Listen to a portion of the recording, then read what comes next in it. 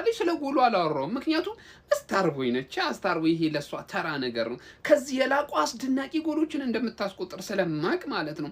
ግን በጣም ያስገረመኝ ምን እንደሆነ ታውቃላችሁ? አዲስም እኮ ታሪክ ጽፏል። 13 ጎል ለብሔራዊ ቡድኑ አስቆጥሯል። የአርሰናል ተጫዋች ሆኖ እንግዲህ 13ኛ ጎሉን ለብሔራዊ ቡድን ያስቆጠረ እንግሊዛዊ ተጫዋች ስታርቦይ ቡካዮ ሳካ ሆኗል። እሱንም አድርጓል። ግን ከጨዋታው በኋላ ምን አለ መሰላችሁ? በዚህኛው ሲዝን አለ ከተጎዳው ከተመለስኩኝ በኋላ ራሴን ለማግኘት እየጣርኩኝ ይገኝ ነበር። ከዚህ በኋላ ባለው ግን ልዩ የሆነውን ስታርቦይ መሬት አንቀጥቅጥ የሆነውን ስታርቦይ ነው የምትመለከቱት የሚል ሐሳብ አንስቶ ሲያወራዩትና አባኪያ ይህ ሲዝን የኛ የአርሰናሎች ነው ሊሆን የሚገባው። በቃ ንቅንቅ አይልም። ይወደ ማንጠራረገው ነገር አይኖርም። የምሬን ነው የምላችሁ። እና ለዚህ ደግሞ መሪዋ መሆን ያለባት ስታርቦይ ነች አባቴ።